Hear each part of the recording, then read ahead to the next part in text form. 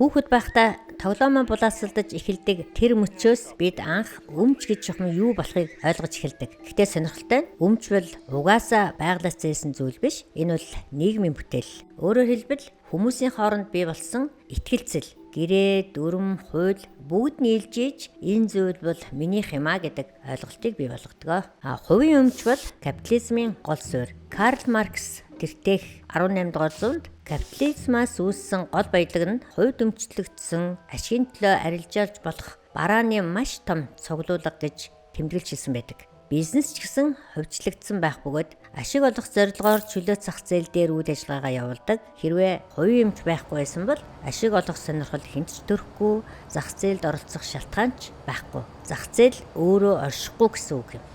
Тэгвэл өмч гэж яг юу вэ?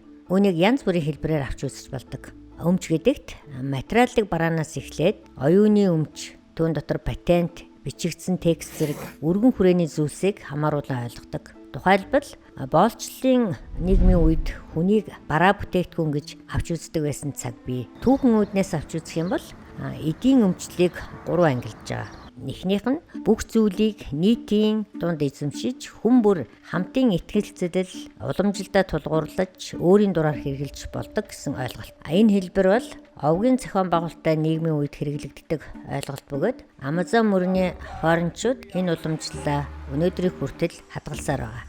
Хоёр дахь нь өмчийг нийтээрээ эзэмшиж, нийтээрээ хэрэглэх явдал гэсэн энэ ухагтгуун байсан бөгөөд энэ бол коммунист тогтолцооны үндсэн шинж чанарыг агуулдаг ойлголт юм а. Гурав дахь нь өмчийг хувьдаа эзэмшиж, түүнийгээ өөрийн дураар ашиглан зарцуулах тухай ойлголт. Энэ бол капитализмын амин чухал ухагтгуун. Харин орчин үеийн эдийн засагчдын үзлээр бол хувийн өмчийг прагматик үндслэлээр тулгуурлан зөвтгөж, зах зээлийн нөөцийн хуваарлалтгүйгээр ажилдаггүй гэж нотолдог. Эртний сэтгэгчид хувийн өмчийг ёс суртахууны талаас нь авч үздэг байжээ. Грекийн философч Аристотель хэлэхдээ өмч хувийн байх ёстой.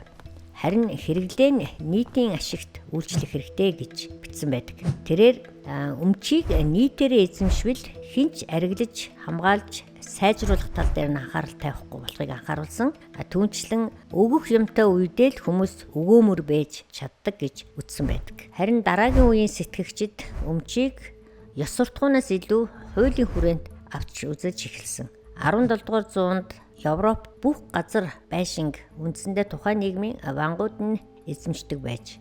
Гэсэн ч Английн философч Жон Лок хувь хүний эрхийг өмгөөлж, Бурхан бидэнд өөрийн биеэ эзэмших эрхийг олгосонтой адилаар хүн өөрийн бүтээсэн зүйлээ эзэмших ёстой гэж өгүүлсэн байдаг. Хожим нь Германы философч Иммануэл Кант хувийн өмч бол хүний хууль ёсны илэрхийлэл гэж нотолсон байдаг. Харин Германы өөр нэг философч хувийн өмчийн бүхий л үзэл санааг үгүйсгэсэн юм.